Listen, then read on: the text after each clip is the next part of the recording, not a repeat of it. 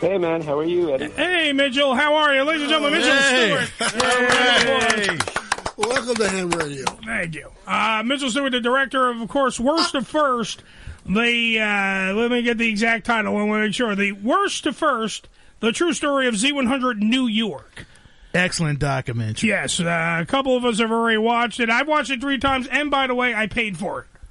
So, well, thank you. I appreciate it. You're welcome. Thank you. Thanks for having me on, by the way. Oh, absolutely. Thank you for being on. Of course, even though I got it for free, I paid for it. So you can put some money towards Elvis Duran and everybody else so they can get their money. There you go. There you go. So they will appreciate it. They will. They just want to be financially safe. Just don't say it's from Eddie. No, don't say it's from me. Elvis still might hate me for the whole John Bell thing. We'll get back to that later. So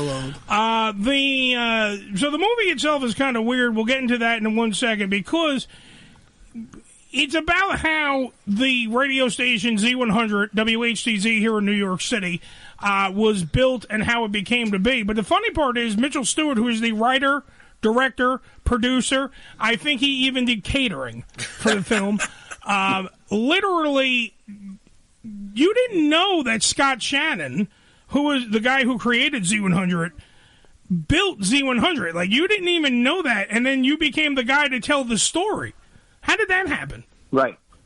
Well, the era that Z100 came out in the 80s, I was very happily playing in avant-garde punk bands. So Z100 wasn't any place that I ever thought my music would be in. And so I wasn't listening to it. As you know, somewhere around 2003, a great friend of mine, Don McLeod, asked me to come and work with Z100 at a Z100 Jingle Ball. Yes. And it was a little bit after 9/11, and my company had just started, so it wasn't exactly the best time to be an entrepreneur. The collateral fallout of 9/11 for small businesses was horrific. We were just managing to get by. And so Don offered me an opportunity to go and work with Z100, and they had a budget of X, which was $1,000 less than it was going to cost me. And I said, well, I get to go backstage at the Garden. What the hell, right? Nice. So I went, and what I discovered is, this, with all my, punk rock, like attitude, I walked into a room expecting a bunch of, top 40, I could give a you-know-what about, and these people, some of which Eddie. Yes. Just loved music. And if you love music and you're a music person, I mean, we could all, sniff them out, like real music people, they care. And that's what I was being introduced to when I met, Tom Pullman, Paul Meroldi, Sharon Dastor, Darren Pfeffer. Any of these people were real music people. So I said, okay, you know what? Cool. Let me see what I can do. And for anyone who has not walked into Madison Square Garden in front of 19,000 screaming teenagers, you realize very quickly that those kids, their reality of their pop stars, is every bit the same as ours. It meant as much to them as what the Clash meant to me, for example. And so, when they asked me to work with them a little bit more and try to do commercials, it was like, okay, here's what I think. And we all agreed on a path to find. So I started working with Z100. Now, Z100 to me was, I walked in the building, they existed. I wasn't paying attention to what happened before then. They were just a station that existed in New York that I didn't particularly pay attention to. No. So go all these, and go all these years later, and I get a call from Scott Shannon's agent, John McConnell, and he goes, we're trying to find a director to do this film, and your name keeps coming up. I said, okay. He said, would you be interested? And I said, in what? He goes, I don't really want to do a Scott Shannon biopic. I don't really have an interest in that. I'm probably not that guy. They said, no. We want to do a story on the origins of Z100. And there's a moment in the doc where I'm in Nashville and I'm working with Gavin DeGraw and on a TV show, and he was kind enough to agree to do an interview because he kind of bridged the era from Scott to Tom Pullman. And we were interviewing him, and I said, well, Scott Shannon's started Z100 and you saw the reaction on his face when you saw the movie or the trailer. Yeah. It was every bit as in shock as I was. I was like, get the what? Scott Shannon. So it was, for a documentarian, it was good because I didn't go in with any preconceived idea. It was all something new for me. So I let, as all documentarians do, you don't go in with a preconceived idea. You let the story unfold as you continue the research, and that's what we found. And in fact, the first cut was nearly 3 hours, and it included the a bunch of the Elvis years and Tom Pullman years, and it was Elvis Duran himself. And as you know, he is about the nicest guy in the world. And he said, "This really shouldn't be that movie." He said, and he asked me what I thought the movie should be. And I said, it's the 74 days, worst to first. And Elvis said, that's what you're calling the movie, and that's what we have to do. So that's where we landed on the 74 days, because it represented a story that I think you guys would agree will never happen again. With the way media is. And this won't happen again, right? And that's the one thing that makes you, even if you're not a big Radiohead and you have no clue what we're talking about, you have to be impressed with the fact that they plucked Scott Shannon from Tampa, Florida. They bring him up there. Now, he's this big old redneck, chubby dude, look like Elvis, got a beard, wearing Hawaiian shirts and shorts, sandals sometimes. He's out there just trying to be, he has all these great ideas. He invented the zoo format when it was when it was the Q Zoo and all that. Does all that stuff, and everybody under the sun told everybody else this is not going to work. This is crazy. This is stupid. This is not going to be, which is what happens, like I was trying to explain to Joe off air. This is the radio business. I was like, let me speak for the radio business. A lot of the people in the radio business are stupid. Okay? And they're know-it-alls. And they all want to tell everybody what's going to work and what's not going to work. And they're not going to even try. And that is why I believe Z100, and that's why in this movie, Worst to First, the true story of Z100 New York, is the true underdog story. And everyone bets on the underdog, and he proved it, because even when he got there and they built the place around Scott Shannon in Newark, New Jersey, well, actually in Secaucus, New Jersey, where they built it around him, and they were still on their thing, and they were going and everything. Scott goes live on the air when they're not doing well, when the ratings are in the quote-unquote shitter, okay? They're in the dumpster. He goes on and explains that let me quote Scott, we suck, okay? We're not we're not at the top spot. We're the lowest damn channel in here, in the station and radio, and we need your help. And like a rallying cry, he brought them from worst to first. He literally took every single person who was ever listening to Z100 and rallied them together.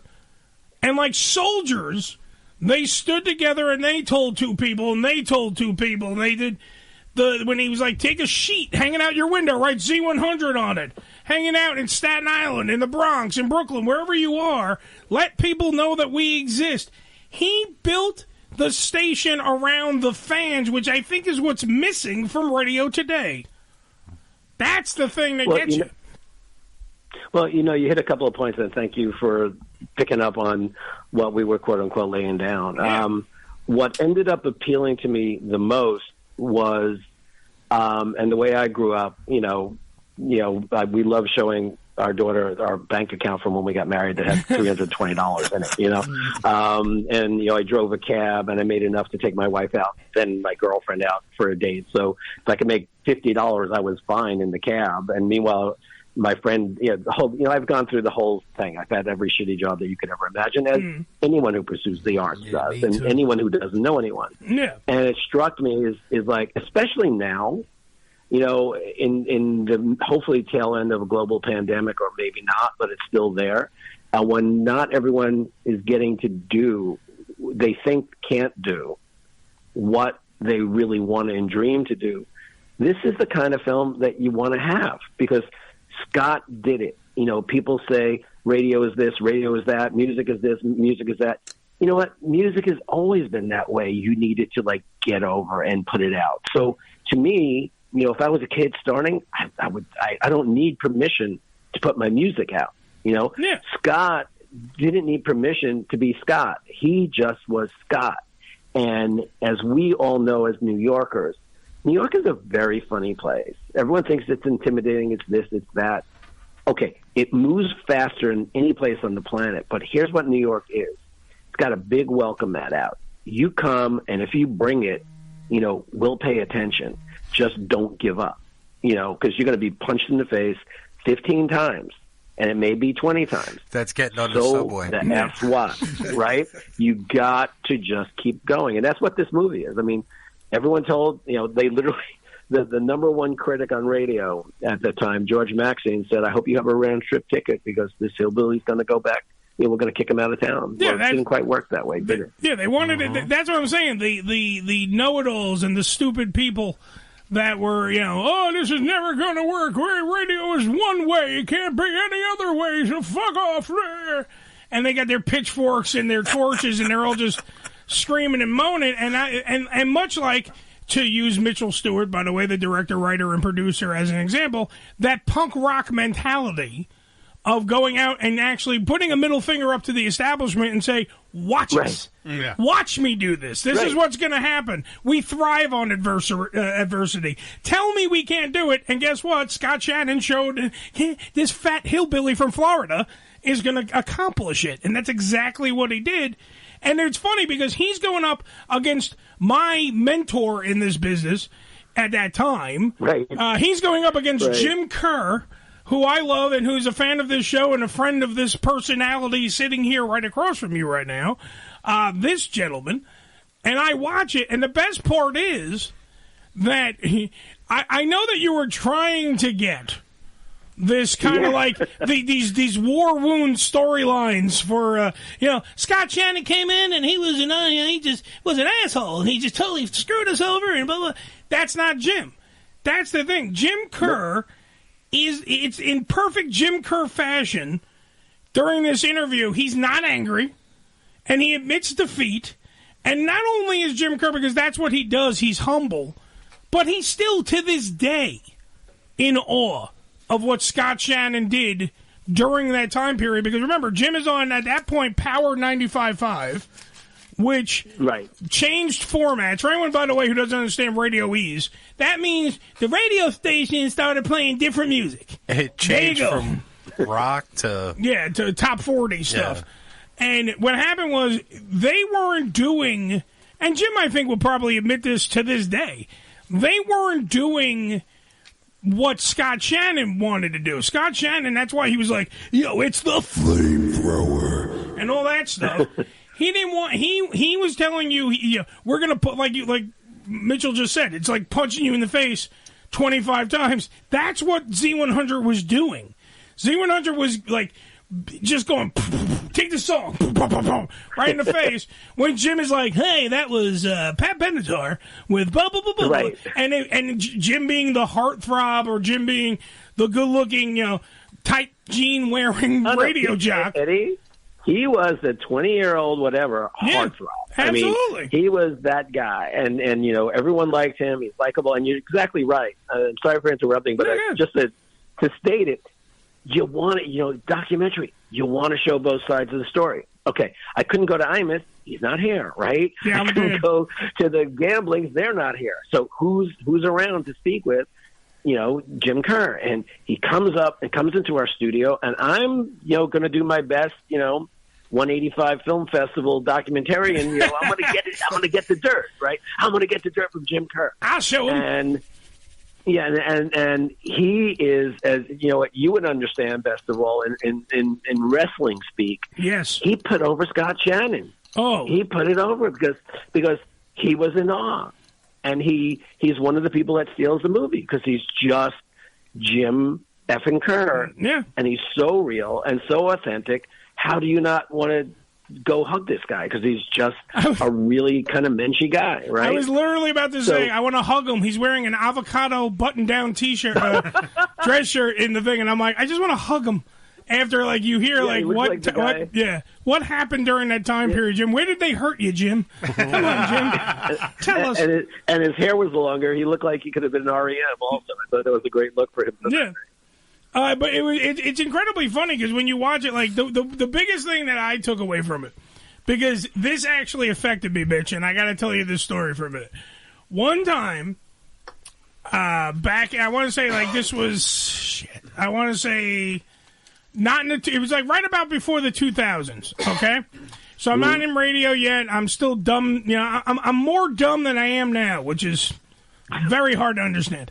However, because of the groundwork that Scott Shannon left, you know, when he built that, and because of everybody else doing the normal from the top of the Empire State Building, Right. I honestly thought that the studios for Z100 were in the Empire State Building. Well, as did a lot of people. Yes, but like a fucking mook that I am, I plus Filipino Heat and his brother Edison, during a blizzard in New York, we're now walking around. We're trucking through the frozen tundra to literally the Empire State Building and get into the lobby, and like a bunch of morons, we sit there and go, "Excuse us, where is Z100?" And they're like, "New Jersey." Not here.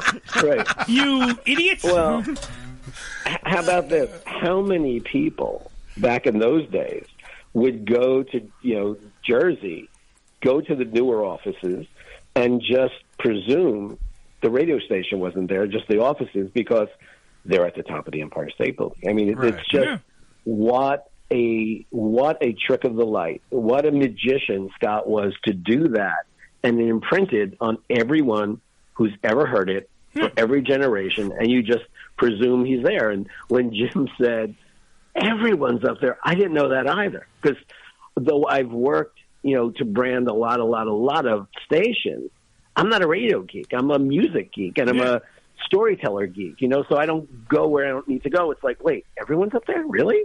Yeah. Goddamn Scott Shannon, you pulled it off. You pulled the wool over all of our eyes. But and that's one of the greatest things that Jim does express in the documentary, Worst to First, the true story of Z100 New York, is one of the best parts is that he sits there and not only just the line of everybody, because it is, everyone rents out this antenna area that's on top of the Empire State Building, so all your favorite radio stations broadcast from the top of the Empire State Building.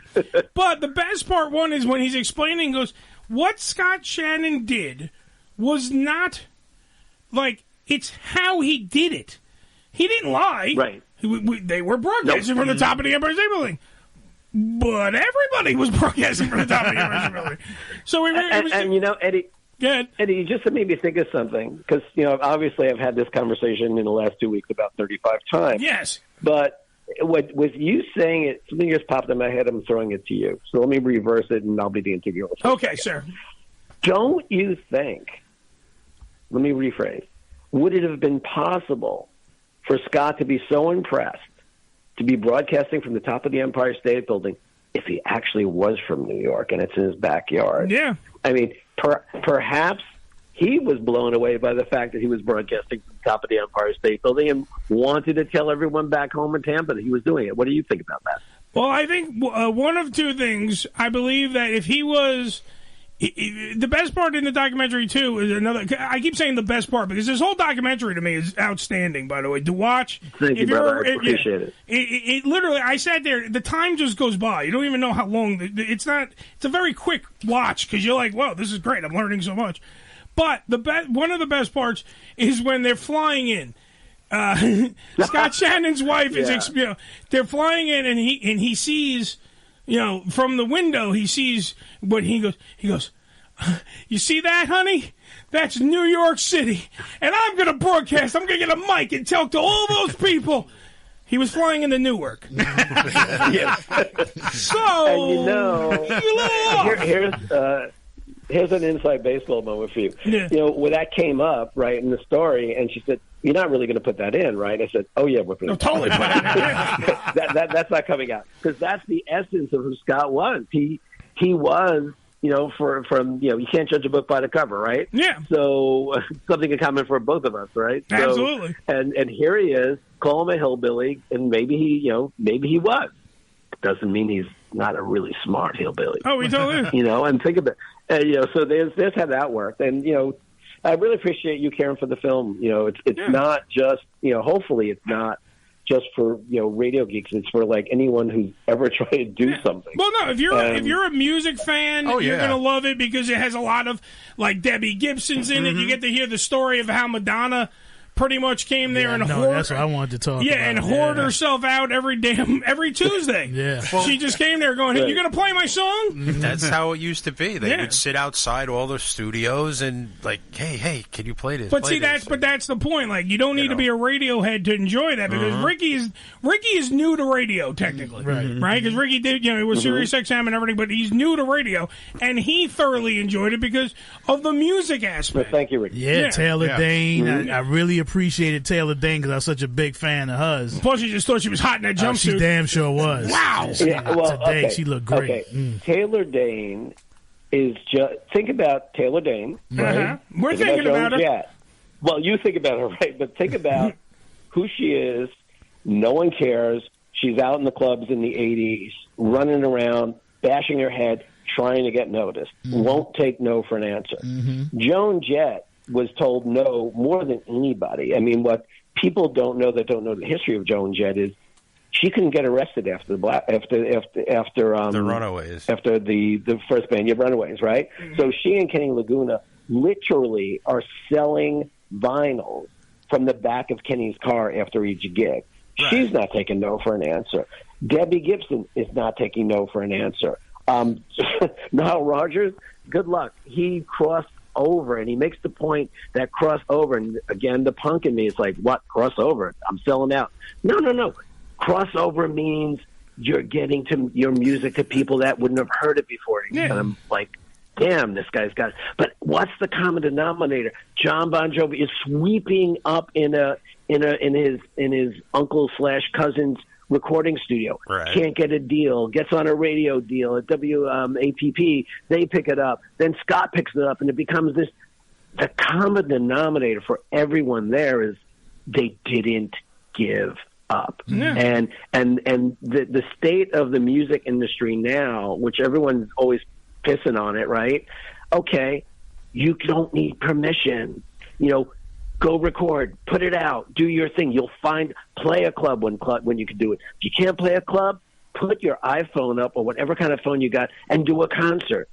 Get it out. That's what I hope people pick up on this. It's like, it's never been worse. It's never been better. It's always the same, right? It's always, you gotta bash your head against the wall until the wall moves.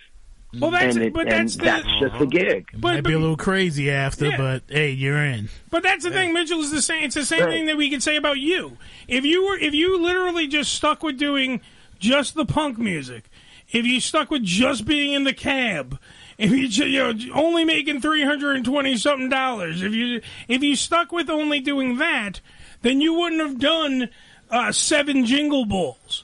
You wouldn't have done, but you would never have walked backstage at Madison Square Garden. You never would have partnered up with Paul Heyman and had that, Looking for Larry, that company. All these things wouldn't happen because, by the way, like you just pointed out before, if people judge a book by its cover, guys like us aren't supposed to make it at all. Guys like us, because the establishment wants to tell you, no, we're only going to do it one way. We're going to have this cookie-cutter format. This is what we're going to do, and that's what's going to happen. And this is bum, bum, bum. And even guys like Scott Shannon. Scott Shannon's not supposed to make it. He's supposed, if by everybody's estimations, he's supposed to be a giant failure. That's what it's supposed to happen. Right. He's supposed to just be, bend over and kiss your ass goodbye and go back to Tampa because that's what's going to happen. That's what is looked at about people. But when the underdog pushes past, when the underdog that's the thing that gets you about this movie.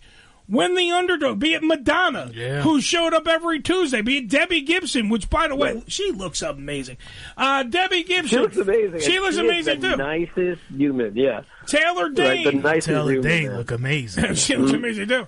All these people that go out, and in that movie, they go out and they show you that they busted their ass. They busted their ass. They never gave up. And then when the underdog becomes the top dog, that is truly an accomplishment that needs to be documented. And that is what this movie does. It documents the fact that all these people, not just Scott Shannon, everybody and how Z100 became, they were groundbreakers. They were game changers. Those are the people that we gravitate towards. I like the fact that Tony Orlando stepped in. Yeah.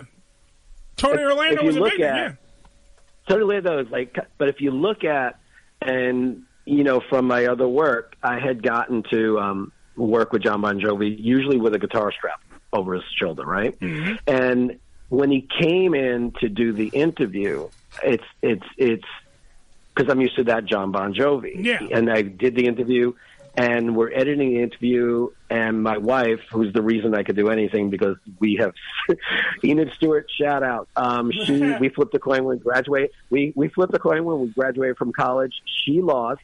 So she had to go to law school, but of course, so I didn't. But that's a story into itself.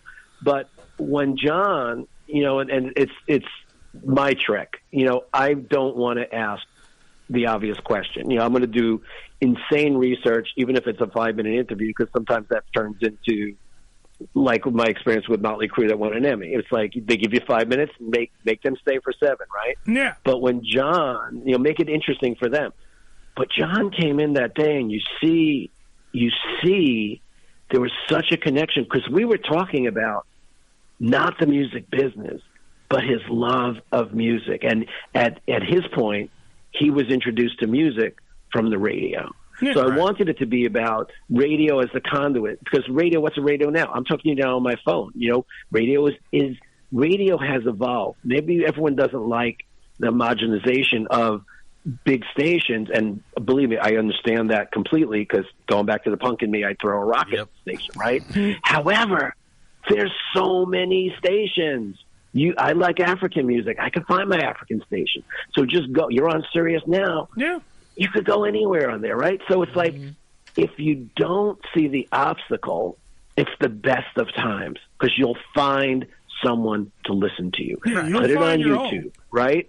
You'll find your place, and if whatever that niche is, let's say you have 1,000 fans. Well, there's a value to those 1,000 fans if you know what you're doing, and there's a value to someone who will endorse you to get to those 1,000 diehard fans. So it's all, and that's what Joan Jett's selling records from the back, with Kenny Laguna from the back of the car. 10 people bought, maybe one person bought, then 10, maybe 100. Mm-hmm. Now all of a sudden it's like, well, we want you, but Kenny could say to them, well, you don't own me. You could call me partner, and that's what happens when, to allude to what you're saying before, if you can get in the room and they welcome you in the room, right? When they welcome you into the room, then that's as sweet as it gets. Absolutely. Because then, not only, and you and I touched upon that before, you're not there because you've been through so much shit. You're not just there about you. You're there to elevate everybody. And if you elevate everybody, then you've won. Right. You've won. That's why one of the... Does that make sense? It totally makes sense, because that's what... Yeah, Billy. When I used to wrestle, that's what it was. Like, everybody... You're there to work with the other person and put them over. Each person over to the best of the ability. It's not all about, like, oh, me, I'm the superstar. Some guys needed to learn that lesson, but, you know how that they learned it the hard way, yes. And some of them have moved on. Yeah. Yeah, and people don't understand that about... Wrestling is such an art, and it's such a dance, and it's the world's best stunt people / performers working without any safety net and live. Mm-hmm. And they'll never get the respect for that they should. But you can elevate that storytelling, and that's why someone like. It's just my opinion. I don't know him. That's why John Cena could go on Peacemaker and trust James Gunn, to trust him so much and have that trust in him as a creator that he'll just go for it the way that Batista did. How good is look Peacemaker? How amazing he is. By the way. Oh, don't even get me started. How effing great is Peacemaker? Oh, it's fucking amazing. I mean, it's the only opening on any television series that you don't skip. I mean, come on. It's right? I mean, watch it every time. And it's brilliant. Yeah. It is this generation's, if you go back to the golden age of television, to me, it's this generation's Get Smart. It is just so smart. It's irreverent. It's well written. It's Mel Brooks. You know, exactly. It's great. Oh, it's outstanding. Now, I know we got to finish up with you, but here's one thing I want to ask you because I do relish your opinion. Because I am on vacation, and remember, my wife is a lawyer. Oh, so, yes. Enid, if you're listening to this, I'll be off soon, and I'll give you Eddie's email if you need to speak to him. Yeah. Go ahead, sorry. She is a badass samurai. I'll tell you that now. Oh, absolutely. She's a gunslinger. I'm more afraid of your wife than I am even Paul Heyman. So let's just work. Well, I would, and Paul would tell you your judgment is clearly perfect. You're accurate, sir. One last thing I do want to ask, because radio back then, much like it is today, a lot of it it's boring. Before Scott Shannon does its stuff, they do go into the whole thing. It's uninspired. And there's actually a quote in the movie, which I put up on my Facebook. I know you saw it because you liked it. Yep. P.T. Barnum said it best. Quote, no one ever made a difference by being like everyone else. Right. So what's your view of radio nowadays? If you can actually give your opinion about radio that's out there nowadays, what is your viewpoint on that? And is there another chance for another Scott Shannon type takeover? The Ham Radio Show? So, here's the point. And it's what we were talking about. Everyone that's going to say no, F you. Yes! Basically. Thank you, Mitchell. Everyone's going to, because here's the deal. You have Sirius. You have this. You have multiple options for as long as you expand your definition, except the fact that radio has evolved.